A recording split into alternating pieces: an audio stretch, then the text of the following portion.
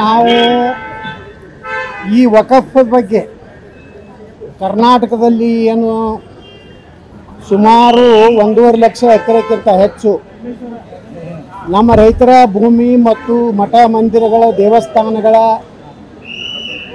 ಒಂದೇನು ಅನಾಹುತ ಆಗಿದೆ ಅದರ ಬಗ್ಗೆ ವರದಿ ಕೊಡ್ಲಿಕ್ಕೆ ನಾವೆಲ್ಲ ಹೋಗಿದ್ವಿ ನಮ್ಮ ತಂಡದಿಂದ.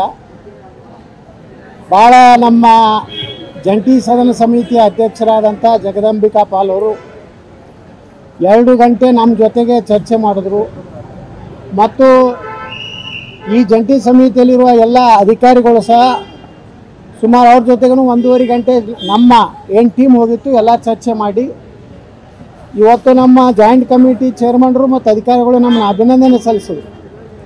ಭಾಳ ಒಳ್ಳೆಯ ಮಾಹಿತಿಗಳನ್ನು ಬಹುಶಃ ಭಾರತ ಸರ್ಕಾರದಲ್ಲಿ ಈ ವಕ್ಫ್ ಬಿಟ್ಟು ಕರಾಳ ಶಾಸನ ಇದೆ, ಇದು ದೇಶಕ್ಕೇ ಒಂದು ಮಾದರಿಯಾದಂಥ ದೇಶಕ್ಕೇ ಒಂದು ಮಾರಕವಾದಂಥ ಒಂದು ಕಾನೂನನ್ನು ಹಿಂದೆ ಕಾಂಗ್ರೆಸ್ ಸರ್ಕಾರ ಮಾಡಿದ್ದರಿಂದ ಫಲ ಇವತ್ತು ಇಡೀ ರಾಜ್ಯದಲ್ಲಿ ಅಷ್ಟೇ ಅಲ್ಲ ದೇಶದಲ್ಲೇ ಒಂದು ದೊಡ್ಡ ಇನ್ನೂ 3 ಪಾಕಿಸ್ತಾನ ಆಗಟ್ಟು ಇವತ್ತು ಅವ್ರು ಕ್ಲೇಮ್ ಮಾಡ್ತಾ ಇದ್ದಾರೆ.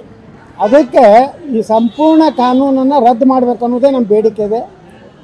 ಈ ಒಂದು ಅಧಿವೇಶನದಲ್ಲಿ ಈ ಚರ್ಚೆ ಆಗುವುದಿಲ್ಲ, ಇನ್ನು ಬಜೆಟ್ ಅಧಿವೇಶನದಲ್ಲಿ ಅದನ್ನು ತಗೋತೀನಿ ಅಂತ ಹೇಳಿದ್ದಾರೆ.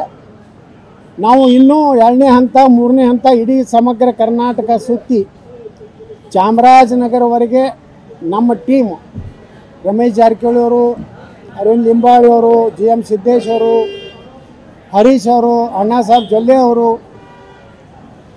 ಅದೇ ರೀತಿ ನಮ್ಮ ತಂಡ ಕುಮಾರ್ ಬಂಗಾರಪ್ಪನವರು, ಅನೇಕ ಶಾಸಕ ಚಂದ್ರಪ್ಪನವರು, ದಿನದಿಂದ ದಿನಕ್ಕೆ ನಮ್ಮ ತಂಡ ಭಾಳ ಶಕ್ತಿಯುತ ಆಗ್ತಾಯಿದೆ.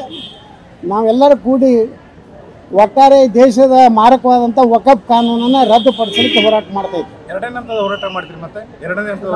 ಈ 2ನೇ ಹಂತದ ಹೋರಾಟ ಮಾಡ್ತೀವಿ.